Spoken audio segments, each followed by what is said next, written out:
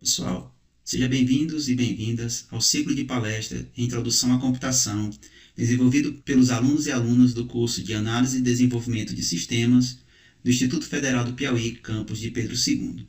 Nós vamos agora entender um pouco sobre sistemas operacionais, que será ministrado por Guilherme Souza, Huerto Carvalho, Gleison Oliveira, Kaique Ivan e João Henrique.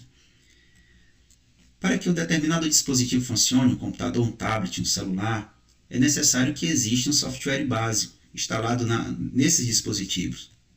O software básico que vem instalado no dispositivo é chamado de sistema operacional.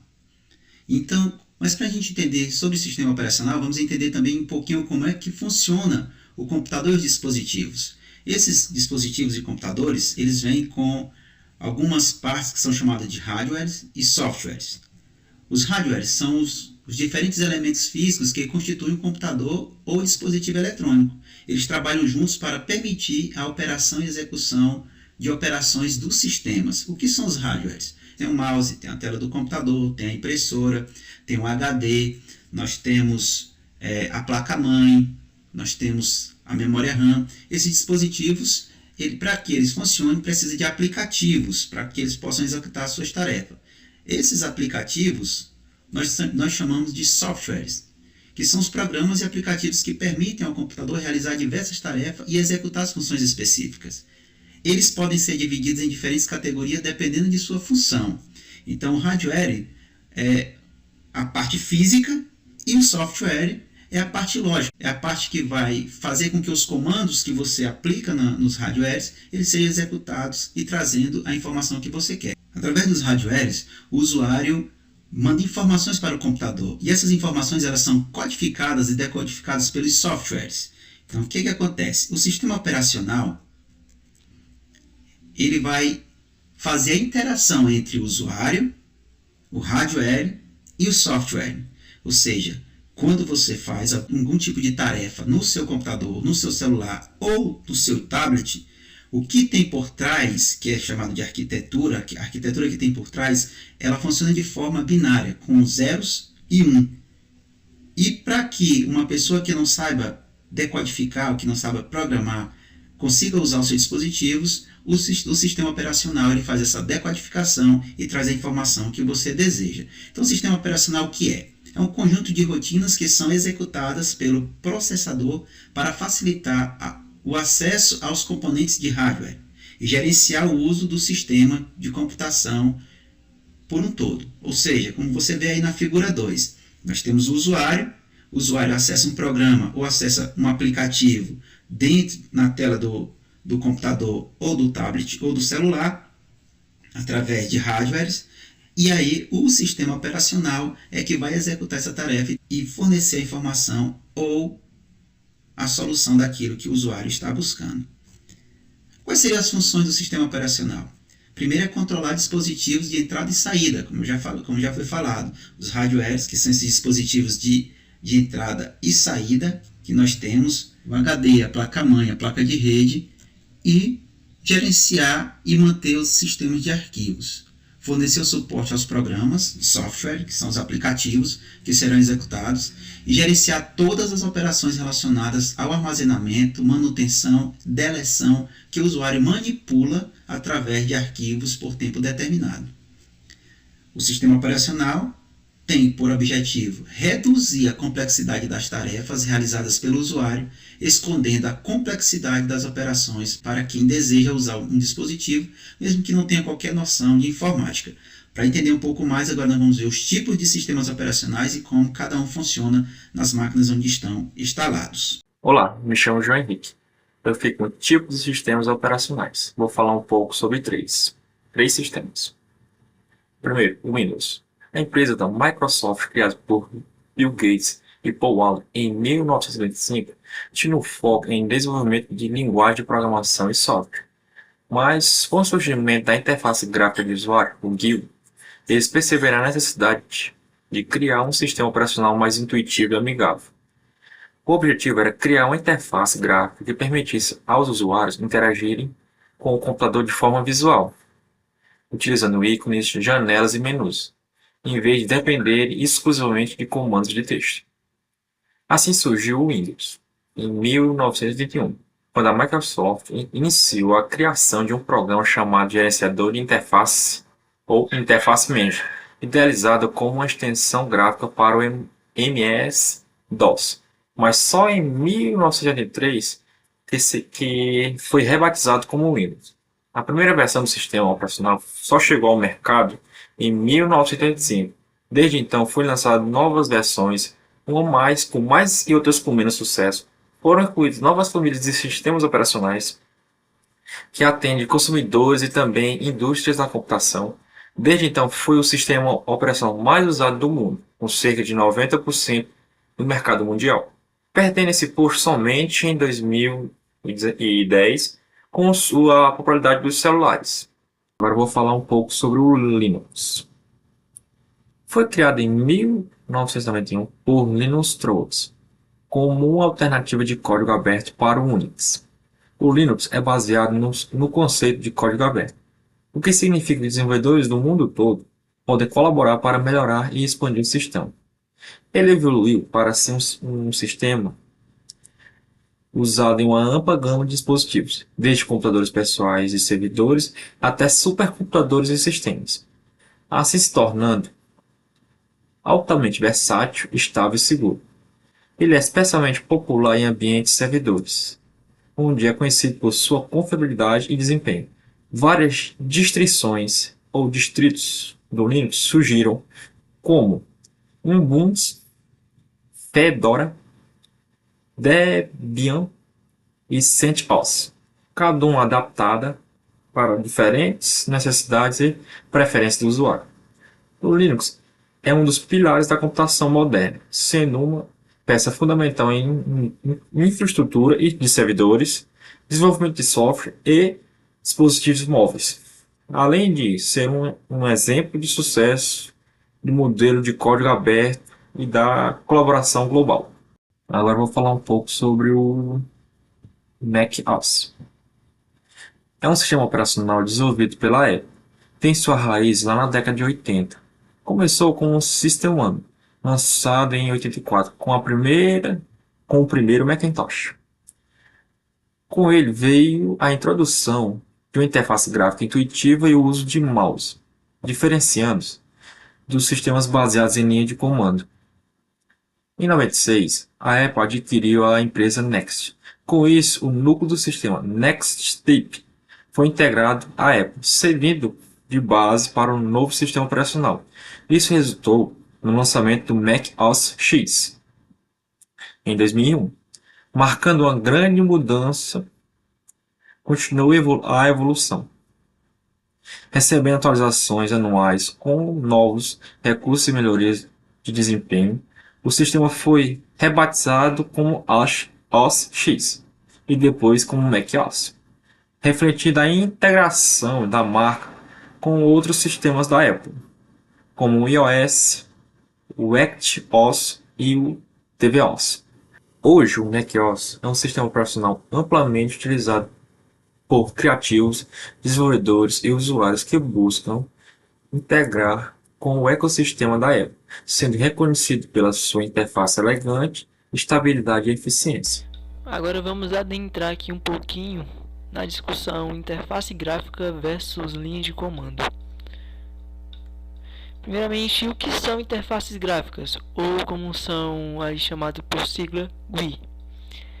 É um sistema de interação que é baseado em elementos visuais, como ícones, janelas e menus, o que facilita o uso por ser mais intuitivo e acessível para a maioria dos usuários. Ou seja, a maioria dos usuários tem preferência de usar aí um sistema operacional com um ambiente gráfico por conta de ter toda essa facilidade de ser mais acessível, de ser mais intuitivo.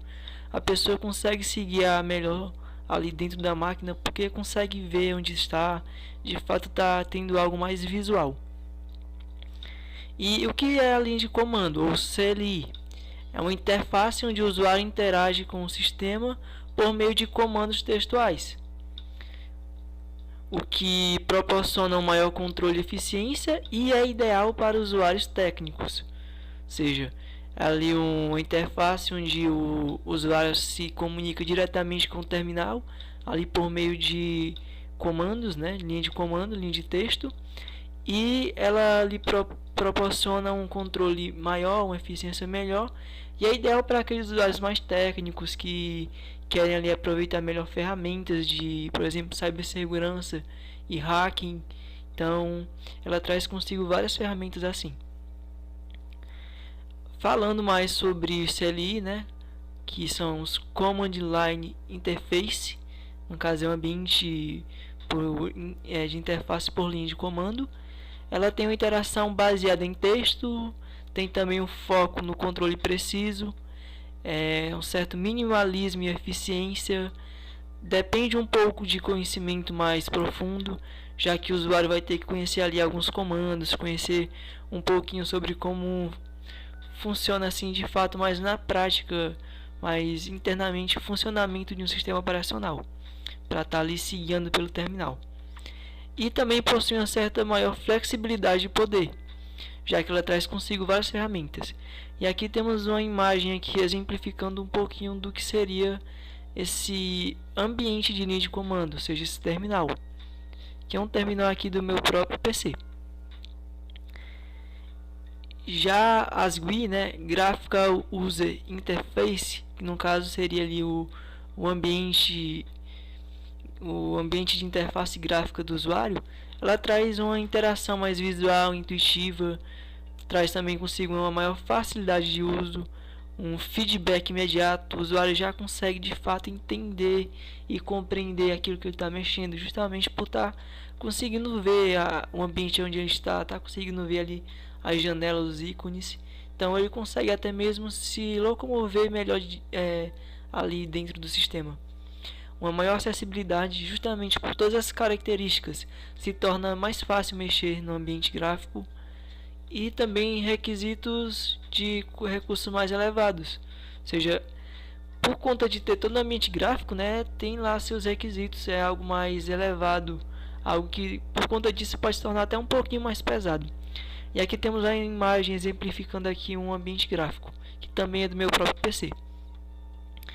Então vamos agora fazer algumas comparações essenciais. As vantagens do ambiente gráfico é a facilidade de uso, já que ela é mais intuitiva e por conta disso ela possui uma curva de aprendizado mais rápida. E também um visual agradável, já que traz uma melhor experiência visual, justamente pela questão do usuário de fato estar vendo ali no que ele está mexendo, está vendo as janelas, as abas, os ícones. E também ela permite mais a questão de multitarefas, nos proporcionando a vantagem de gerenciar de maneira mais fácil múltiplos arquivos, múltiplas tarefas, já que ela pode ali, você pode estar ali dentro dela usando várias janelas, né, várias abas, então tem essa facilidade também. Já as vantagens do interface por linha de comando é uma precisão e controle, o que é ideal para automação e tarefas mais complexas. Além disso, ela possui uma maior velocidade e eficiência, já que não tem todo aquele ambiente gráfico, se torna ali algo mais leve, mais otimizado, e assim executa comandos rapidamente com menor uso de recursos. Flexibilidade, já que ela permite acesso a funções, a funções e acessos mais avançados, justamente para trazer consigo várias ferramentas essenciais para o desenvolvimento, para a cibersegurança, enfim, inúmeras ferramentas importantes. E aí surge a questão: quando usar cada uma? As aplicações com interface gráfica geralmente são usadas diariamente em dispositivos pessoais e tarefas que exigem interação visual, como design e edição de mídia. E quando usar a interface por linha de comando? Geralmente é usada na administração de servidores e sistemas. Para quem não sabe, a maioria dos servidores ali usa como base o Linux, então usa muito terminal, muita questão também da interface por linha de comando, já que nos servidores funcionam basicamente através de comandos. Automação de tarefas e gerenciamento de arquivos em massa, além do desenvolvimento de software. A escolha entre GUI e CLI depende das necessidades específicas de tarefa e do usuário. Ou seja, dependendo ali da necessidade de cada usuário, será indicada ou uma interface com ambiente gráfico ou uma interface com linha de comando. Vai depender muito das necessidades de cada usuário. Agora, começando pela estrutura monolítica, a principal definição dela, como já foi dito, é que ela é uma arquitetura tradicional em que todos os componentes estão agrupados em um único bloco executável e que esse único bloco ele é responsável por gerenciar a memória, o escalonamento dos processos, drivers e dispositivos.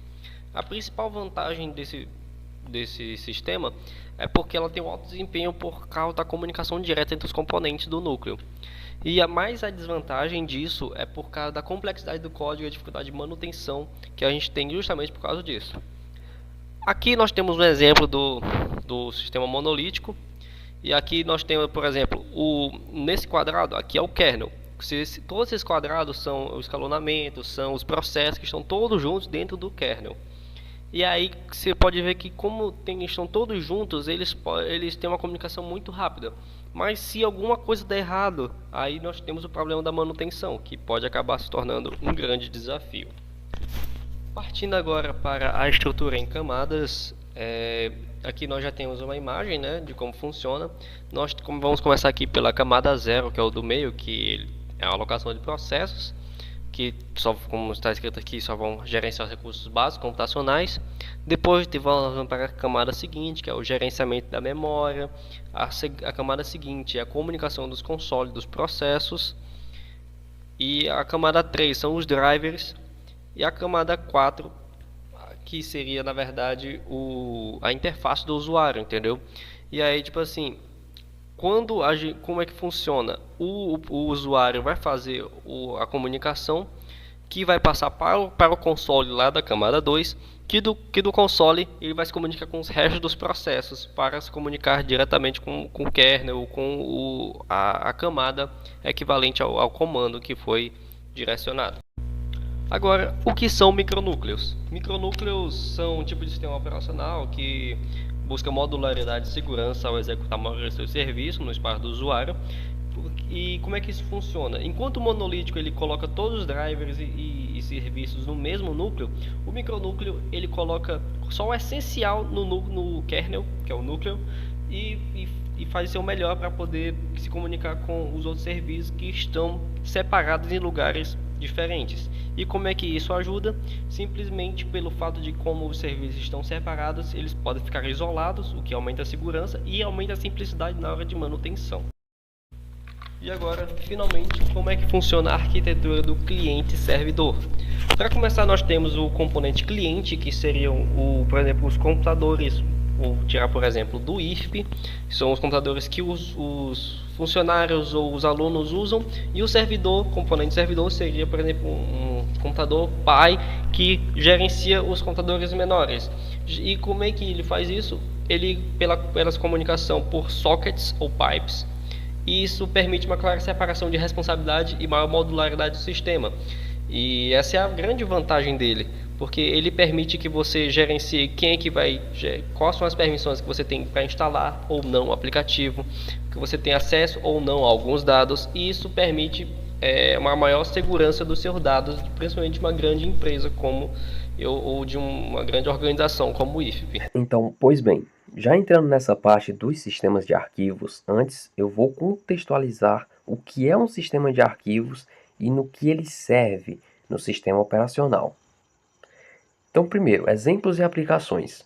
O que é um sistema de arquivos ou um file system?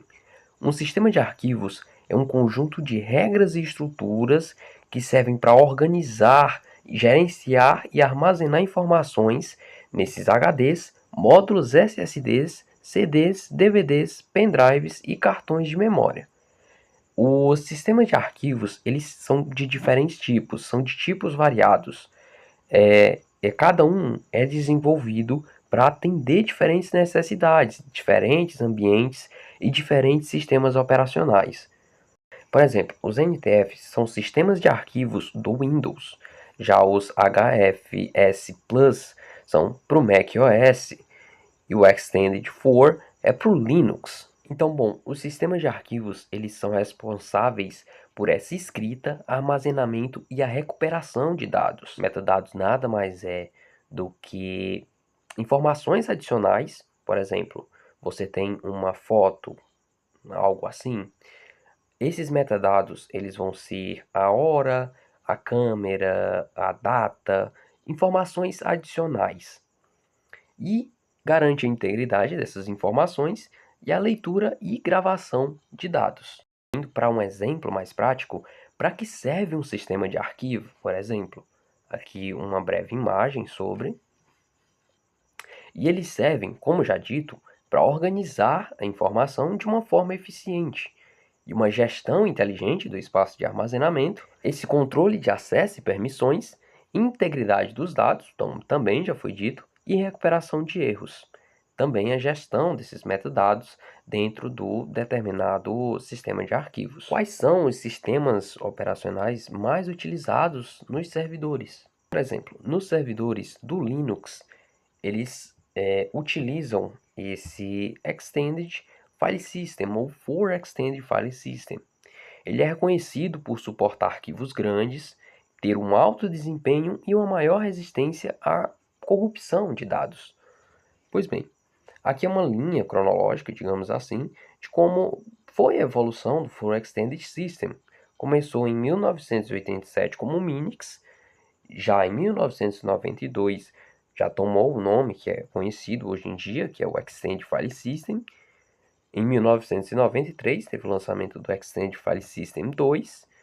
Em 2001 o Extended File System 3 e em 2008 o For Extended File System, que é utilizado até hoje. Falando um pouco sobre os NTFs, ou a New Technology File System, ele é um sistema padrão utilizado para soluções da Microsoft ou nos dispositivos Microsoft, nos servidores da Microsoft. Ele é mais comum no Windows, ele suporta tamanhos de arquivos e volumes grandes, é uma característica padrão dos sistemas de arquivos, essa capacidade de suportar arquivos grandes e volumes grandes. Ele tem um controle de acesso granular e um journaling para maior confiabilidade. Então, falando um pouco sobre esse journaling, aprofundando ele é a parte do sistema de arquivo que vai meio que rastrear essas alterações feitas em determinada informação, em determinado dado, e que ainda não foi confirmado. Você está tentando excluir um arquivo ali, mas você não confirmou, o computador desligou antes, então meio que ele vai armazenar essa informação, registrando a intenção dessa informação que você fez, nessa alteração que você fez nos dados. Já indo para a parte do HFS Plus, que é o Hierarchical File System Plus, ele é comum em macOS e dispositivos de armazenamento Apple, e também outra coisa comum aí entre os file systems, e suporte a tamanhos de arquivos e volumes grandes. Ele também tem um journaling em compreensão, como eu já falei, ele também tem esse sistema de rastrear essas mudanças feitas nos dados, e ele é muito comum no ecossistema da Apple. Por fim, essas foram as referências utilizadas no nosso trabalho. Qualquer dúvida, podem consultar esses sites.